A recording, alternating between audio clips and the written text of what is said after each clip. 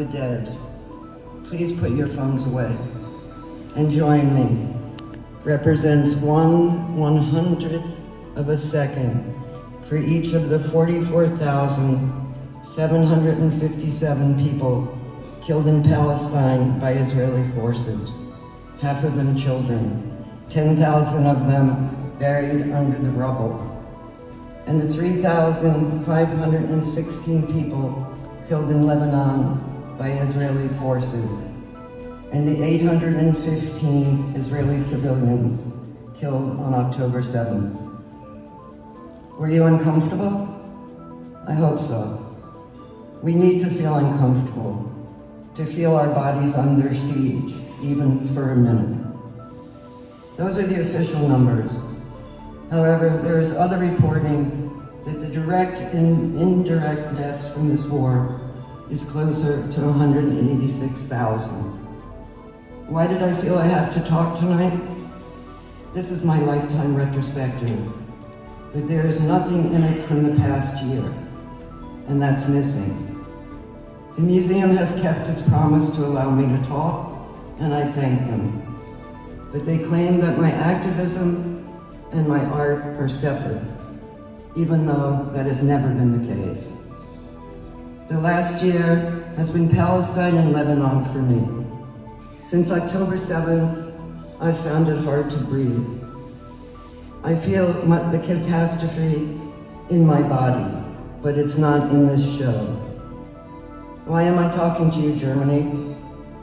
Because tongues have been tied, gagged by the government, the police, and the cultural crackdown. This is a city that we used to consider a refuge. Now over 180 artists, writers, and teachers have been canceled since October 7th, some for something as banal as a like on Instagram. Many of them Palestinian, 20% of them Jews. Why am I talking here? I decided to use this exhibition as a platform to amplify my position of moral outrage at the genocide in Gaza and Lebanon. I saw my show as a test case.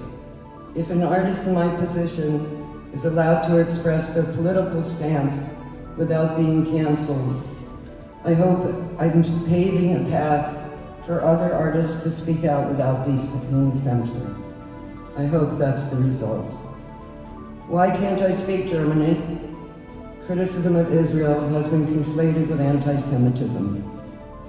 Anti-Zionism has nothing to do with anti-Semitism.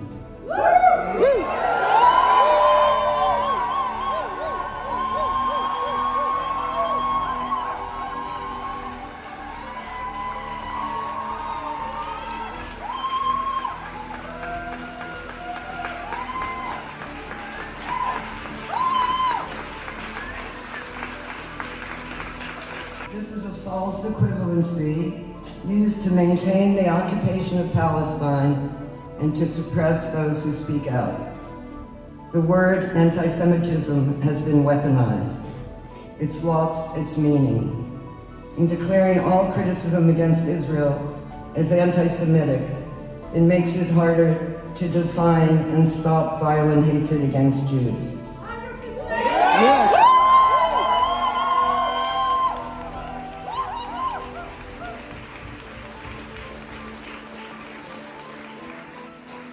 We are less safe. Is that all, Germany? Meanwhile, Islamophobia is being ignored.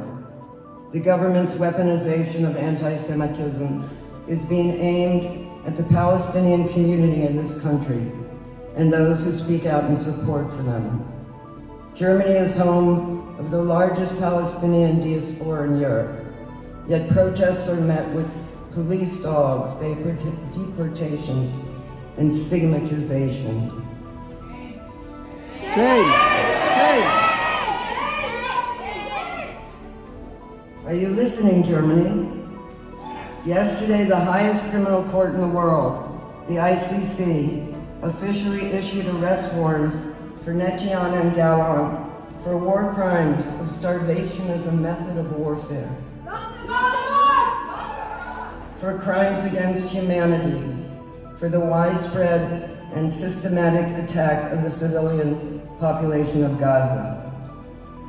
The ICC is talking about genocide. The UN is talking about genocide. Even the Pope is talking about genocide. Yet, we're not supposed to call it a genocide. Are you afraid to hear this, Germany? This is a war against children. Children are directly targeted, shot in the head. On average, a child is killed in Gaza every 10 minutes. They're intentionally destroying the next generation. The children who lose their entire families are asking to die. What have you learned, Germany? Nothing. My grandparents escaped pogroms in Russia. I was brought up knowing about the Nazi Holocaust. What I see in Gaza reminds me of the pogroms that my grandparents escaped. Never again means never again for everyone.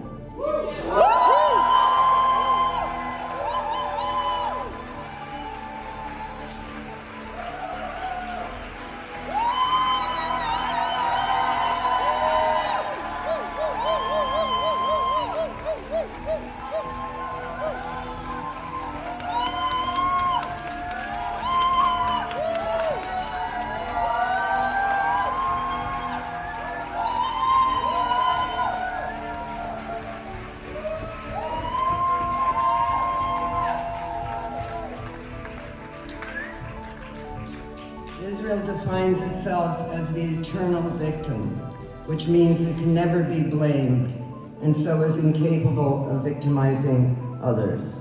Fuck Israel! Why can't you hear this, Germany? There has been a genocide unfolding on our phones for the last 14 months in real time. The first genocide that's ever been live streamed. The heroic journalists are risking their lives to send us daily dispatches, even as they are targeted by bombs and drones. 137 journalists have been targeted and killed since October 7th, mostly Palestinian. Israel doesn't want a record left. What don't you see, Germany? We cannot look away.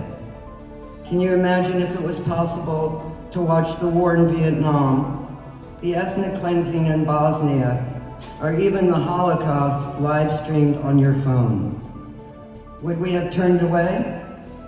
Even if we are incapable to change what is going on, we need to bear witness, and we need to amplify the voices of the Palestinians. But there is still an opportunity for the world to step in and stop this horror. Why are you afraid to hear this, Germany? There is a total eradication of the conditions for life of an entire population. The Israeli generals have made their intentions clear: to mow the lawns. This is clearly ethnic cleansing. It was a land grab from the beginning. Most people have been displaced multiple times, and now they are selling waterfront real estate on Palestinian land at synagogues in the US. The loss of civilian life has been intentional. If there was a terrorist in the tunnels of the New York subway system, would they drop a 2,000-pound bomb on the entire subway? Why can't you see this, Germany? It's a domicide as well. 88% of homes have been destroyed in Gaza. Almost every Palestinian has been forcibly displaced. The entire infrastructure of Palestine has been destroyed. The hospitals, the schools, the universities, the libraries. It's also a cultural genocide. Why can't you see this, Germany? In a country like Israel, where everyone is a soldier, extreme violence has become accepted. Cruelty and cynicism have become the norm. There are thousands of hours of TikTok videos of soldiers committing war crimes. They prosecute themselves, smashing up homes, dressing up in women's lingerie, celebrating burning villages, bragging of killing children. I'm talking to you, America. This slaughter would stop if the U.S. stopped arming Israel.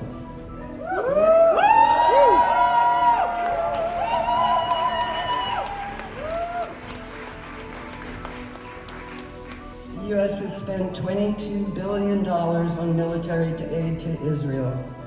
69% of the weapons being used in this slaughter are U.S. made, and 30% come from Germany.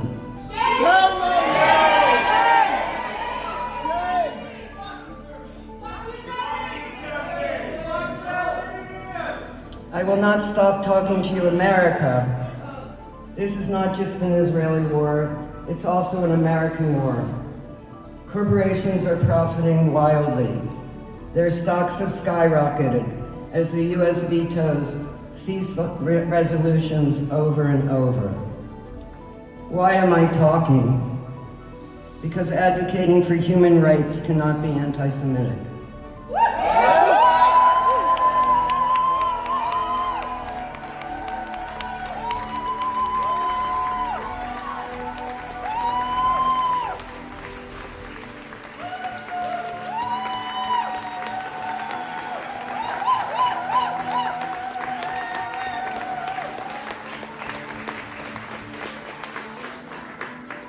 Because I use words people here feel endangered to say. Because Israel and Germany use the Holocaust and memory culture to manufacture innocence. Because social media is shutting down pro-Palestinian voices. Because of the intentional starvation of an entire population. Because of the occupation of 75 years that has to be ended.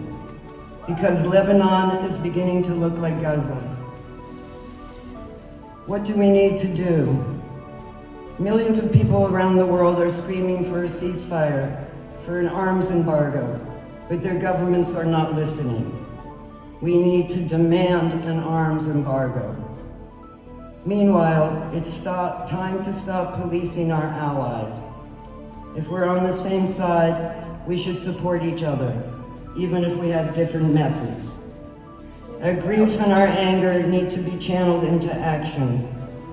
The most important thing is to take to the streets.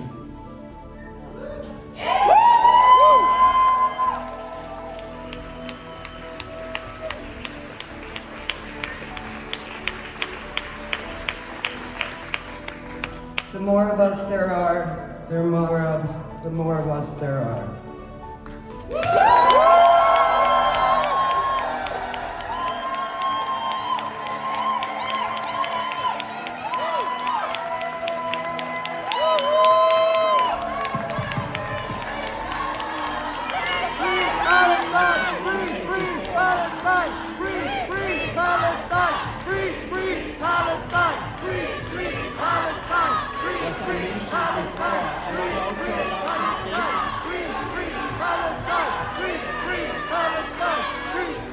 As I mentioned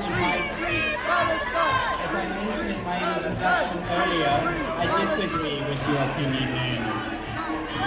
Still, I stand for your right to express yourself tonight. I hope I'm also allowed to express myself tonight. The primary mission of the Neue Nationalgalerie is to share extraordinary and important art with the public.